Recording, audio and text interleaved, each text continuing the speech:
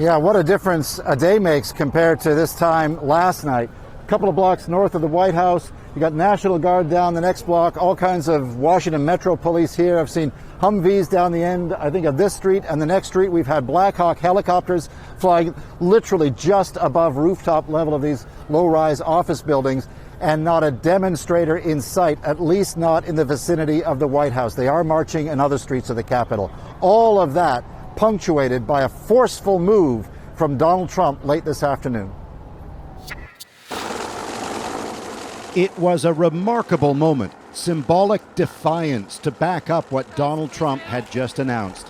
The president walking out the front gate of the White House grounds, crossing Pennsylvania Avenue and into Lafayette Park, where last night demonstrators had battled with police and security forces, and where all day today protesters had gathered again to continue their message aimed at Trump to say something, to do something about the death of George Floyd and the racial divide in this country.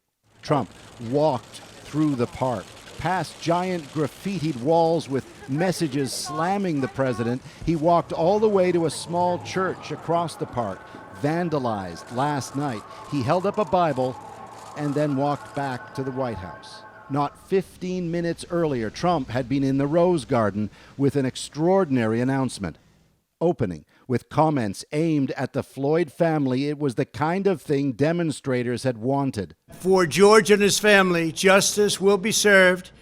He will not have died in vain. But Trump was only just getting started. He then turned to the demonstrations. He reiterated comments made earlier today to state governors, calling them weak, urging aggression against violent protesters. Today, I have strongly recommended to every governor to deploy the National Guard in sufficient numbers that we dominate the streets.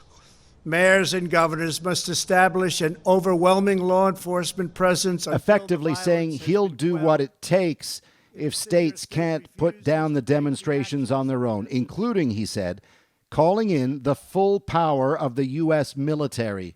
I am mobilizing all available federal resources, civilian and military, to stop the rioting and looting, to end the destruction and arson, and to protect the rights of law-abiding Americans. It's a stunning thing for any president to say.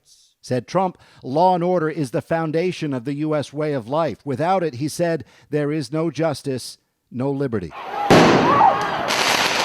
As he spoke, police were moving demonstrators away from the White House area, where Trump would soon walk over to that church, Bible in hand, tear gas lingering in the air. And some strong reaction quickly tonight from the bishop of that church, Andrew. I'm going to quote, "I don't want President Trump speaking for the church. I am outraged. I was not given even a courtesy call that they would be clearing with tear gas so they could use one of our churches as a prop, holding a Bible when everything he has said and done is to inflame violence." And the bishop went on from there. Meanwhile, demonstrators are marching the streets of Washington tonight, Andrew, but not in the vicinity of the White House. Paul Hunter in Washington. Thanks very much.